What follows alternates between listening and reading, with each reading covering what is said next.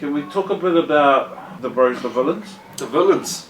I guess the villains is an extension of the Wellington H-Town family tree, and that predates my era of hip hop. Even it goes right back to the 80s, where story as I know is that a bunch of Welly b-boys were traveling to Auckland for the Pop Olympics, and they stopped off at H-Town and linked up with the b-boys there and had a jam. Got on so well they decided to travel to Auckland together, and someone told me that was kind of the start of the H-Town Welly Connect.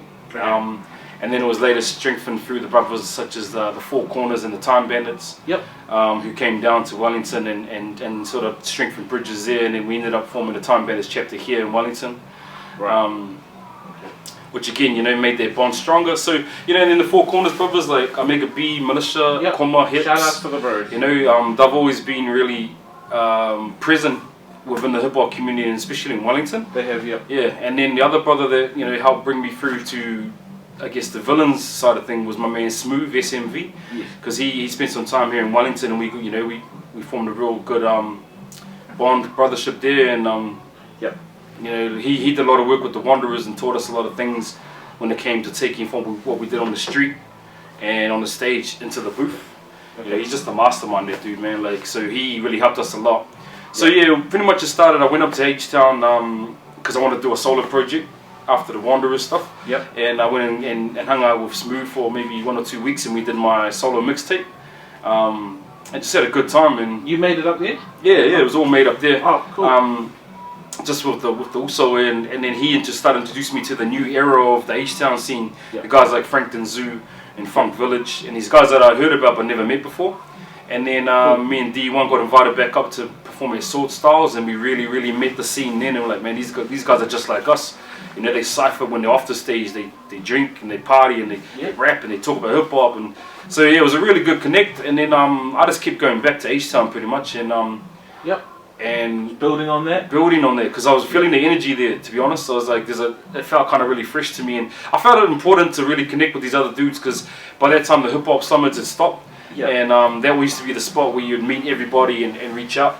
So me going to H-Town, it just seemed really natural. I got to know everyone there really well. They're all pretty much family, man. So they accepted me. I was real happy, and then one night we were in Koma's garage, man, having a bit of a sip and a laugh, and they're like, man, you a villain. I'm like, yeah, whatever, because they had formed by then. Like they had formed the villains. And it kind of progressed just from there. Next day I was a villain. Because a lot of people know that villains are H-Town, but even the kids at H-Town assumed I was from there. Then they found out I was from Wellington. They're like, well, how does that work?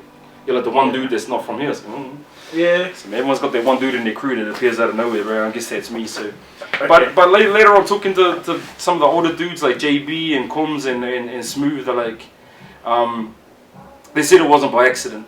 They're like, what I was present within the crew was my wellingness, if that's a thing, you know what I mean? Because how we are down here, we take it a bit for granted, but what the brothers wanted me to bring to the table was exactly just what I do here. So I appreciate that they wanted me just to be me, you know what I mean? And do as I do, not try and adjust my hip hop, just put it in the mix. Fair enough. Okay, I understand. And it was a very natural progression for the villains. It wasn't really planned to be what it was. It just evolved because everyone's separate crews and individuals, and then we just went under one flag as the villains and moved together, and then split again and bring back and split again, and it was quite strategic, but at the same time it was natural. Were you on the COV albums and that? COV 1 was out. I remember bringing it back to Walton with the boys, and we just banged it. And then, City of Villains. City of Villains, the original. We're like, man, look at this shit. And then we're like, who's that guy? Who's that guy? Who's that guy? So, so I ended up on COV2, COV3. Amongst a bunch of live performances. Pretty much the buzz was, there was Smooth House, aka the House of Blades, was the hub of the villains at that time. At any point in time someone was recording, there was a beat being made, and it was someone suffering in the kitchen, and it was just like that. You know what I mean? So that's why I ended up staying at H-Town. I'll go up there for like a weekend, be up there 2 weeks, and come back and go up. You know what I mean? Like, and it just, I was getting shit from my homies down here, like, yo, welcome back to what? You live in Hamilton?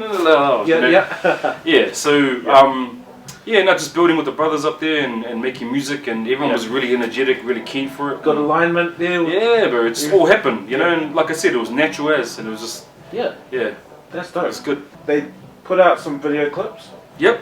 You So were? the first video we did was Noise Control. Oh, that was a few years ago, eh? Yeah, Noise Control, and that was done by Sensky and DJ Spell. They produced their video. Yep. And then the second one was Rapscallions, it was in that too. Okay. And then the third one was Volatile, and it was in that too, because they were big posse cuts. So pretty much each track is 5 minutes long. Yep. You know, no hook, just bars. Yep. Yeah. Dope. Well, yeah, and Impact got some scratching in there. Yeah, bro. And no, I got to represent the DJ, man, because he's a pivotal part of our crew, you know. Yeah. We've got 11 MCs and a DJ, so it's 12 all up. You know, so the DJ, you've got to have him there representing, especially in the songs. We notice that not just Aotearoa hip hop, but a lot of hip hop videos weren't portraying turntablism as a skill within their music. It's like it took up too much time or some shit. You know what I mean? So it was good to have Impact in there. Plus, he's got mad skills, so you got to show that. You know what I mean? Hmm? Yeah. Yep. Fair enough. Yep. Fair enough, bro. Okay, so Noise Control, Rapscallions, Volatile, Chasing Mavericks. Yeah, Chasing Mavericks. I wasn't on that track, but I was on the video cooking the barbecue. Oh, really?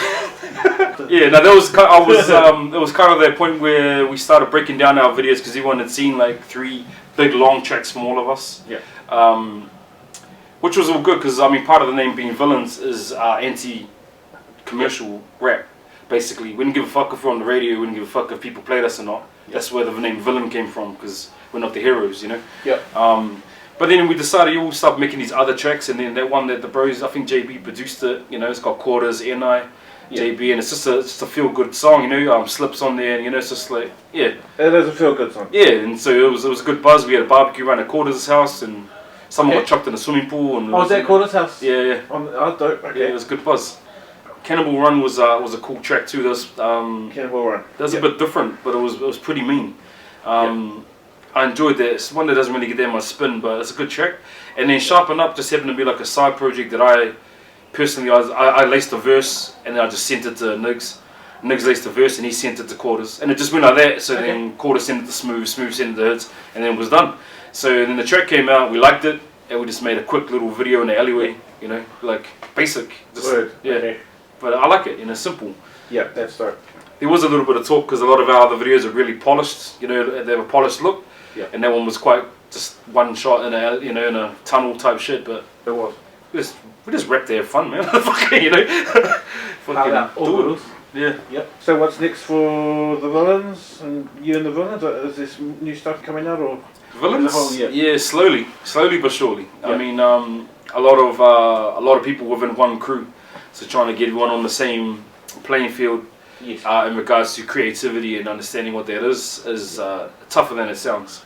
But we have a lot of music made. It's just we choose to put that out, you know. Yeah. So while that's happening, we're lucky that each crew splinters off and does their own solo projects. Like my man Zio's released a couple mixtapes. Yeah. NI has one on the way. I think Frank and Zuo working on another one. My man Hits has got an album coming out. Smooth's working on some more shit. JB's got an album coming out. Quarters and. Yeah, I mean, everyone's doing something, you know. I'm working on my solo stuff, so that's the beauty of it. That okay, Villain stuff is here. We'll put it here for now. I think Slip just released another one. You know what I mean? So it's just we keep it going. So and then when the Villain stuff finally comes out, then cats will know why it took so long. You know what I mean? Yeah. Yeah. Safe, bro. Yeah. All good. Shout out to the Villains. Yeah. What up, Villains?